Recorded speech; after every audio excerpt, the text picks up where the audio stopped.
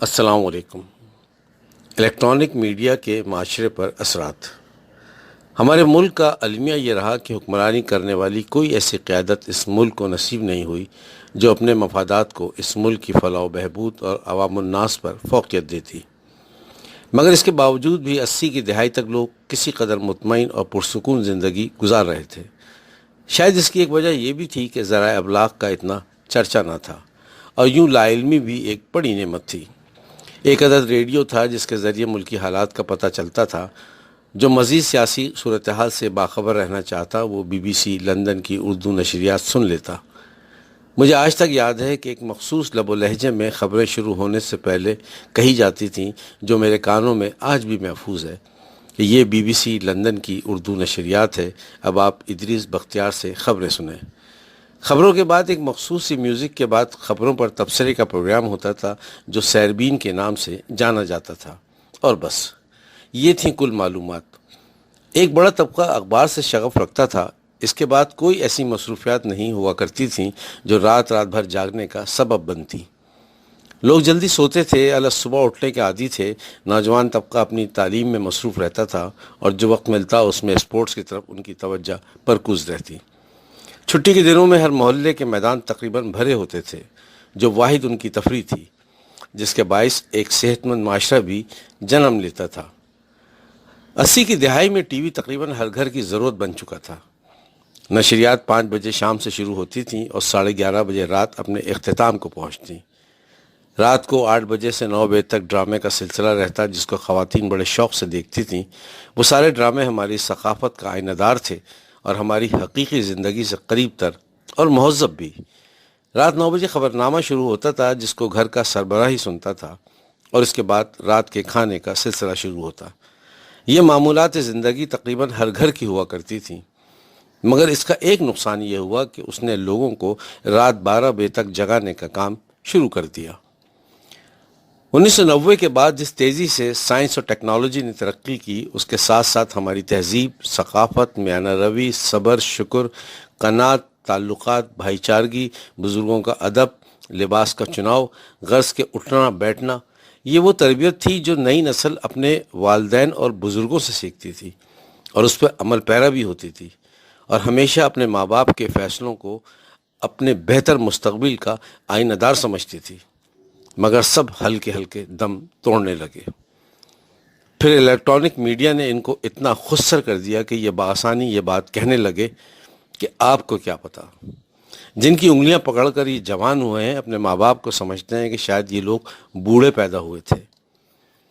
Media ان کو اب یہ بتاتا ہے کہ زندگی تمہاری ہے، تمہیں اپنی مرضی سے جینا ہے۔ یہ وہ ابتدا تھی جو نئی نسل کو خسر اور اس کے ذہن کو بدلنے کا سبب بنی۔ آج اس دور میں جب ٹی وی چینلوں کی بھرمار ہے اور 24 گھنٹے نشریات چلتی ہیں، تو یہ کیسے ممکن ہے کہ اس کے منفی اثرات معاشرے پر اثر انداز نہ ہوں۔ آپ کو یاد ہوگا کہ خبرنامہ ایک سنجیدہ پروگرام ہوتا تھا۔ خبریں پڑھنے والے بھی ایک مہذب انداز سے خبریں پڑھا کرتے تھے۔ جو عورتیں اس شعبے سے وابستہ تھیں وہ بھی سر پر دوپٹہ رکھ کر مہذب انداز سے پڑھتی تھیں، مگر آہستہ آہستہ صہیونی طاقتوں نے چینل کے مالکان کو بے پناہ رقم دے کر بے حیائی اور بے غیرتی کو فروغ دینے کا کام ان کے سپرد کر دیا۔ پھر زمانے کی چمک دھمک نے ان کو اپنی طرف کھینچ لیا، اور پھر کوئی برائی نہ رہی، اور ترقی یافتہ کہلانے کے لیے بے حیائی علامت بن گئی۔ یہ سب کچھ ایک سوچے سمجھے منصوبے کے تحت ہوا، اور اس کے پیچھے آزاد خیال اور اسلام دشمن طاقتیں کام کر رہی تھیں، اور ان آزاد خیال لوگوں کو لاکھوں روپے دے کر ان سے اپنے مقاصد پورے کروانے میں کامیاب ہوئے۔ اور اس دوران وہ ہماری غیرت اور حمیت کا بھی جائزہ لیتے رہے اور ہمارے رد عمل کا بھی انتظار کرتے رہے، مگر ہماری خاموشی اور بے حسی نے ان کو اپنے مقاصد پورا کرنے میں تمام تر آسانی فراہم کی۔ یوں خبریں پڑھنے والی عورتوں کے سر سے دوپٹہ گر کر کندھوں پہ آ گیا، مگر ہم خاموش رہے۔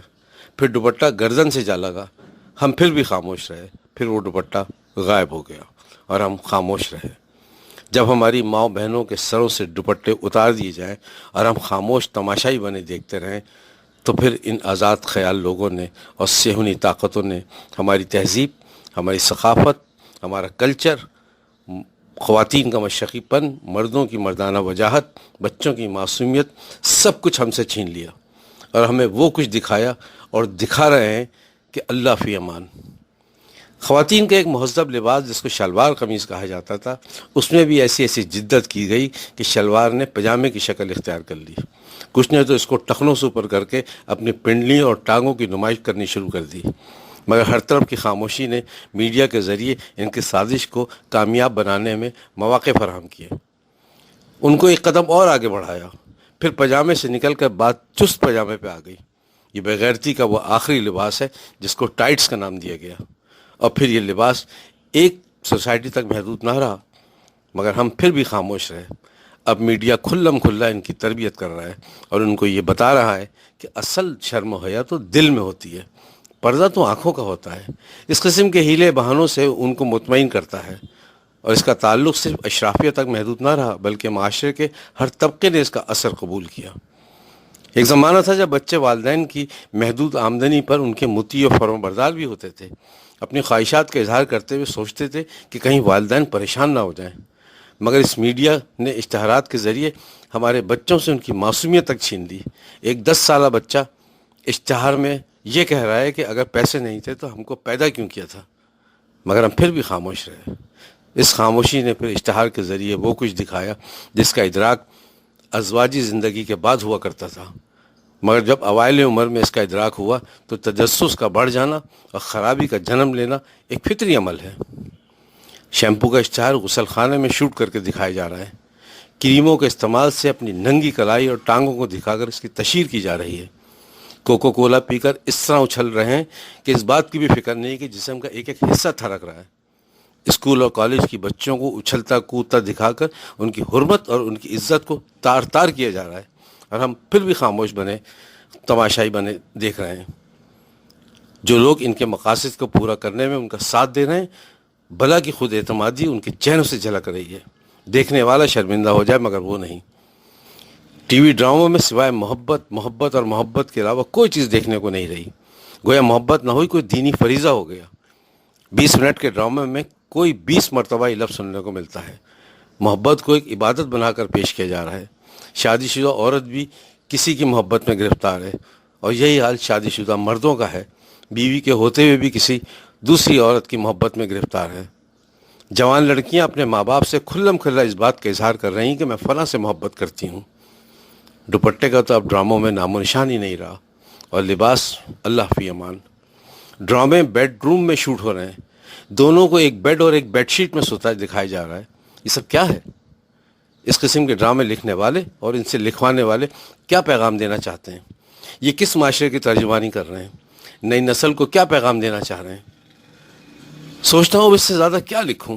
زمانہ بدل گیا، دنیا بدل گئی، زندگی کی جد و جہد کا لطف باقی نہ رہا، تصورات میں نہ وہ رنگینی باقی رہی، نہ حرارت، نہ عزائم رہے۔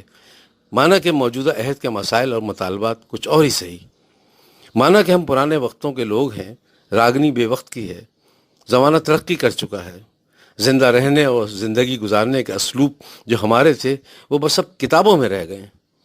جو ہماری تہذیب کا حاصل حیات تھی، زمانہ اور زندگی کی رفتار ہی نہیں، اس کے رخ بھی بدل گئے، اور اب یہ ترقی یافتہ نسل ہمیں دقیانوس سمجھنے لگی۔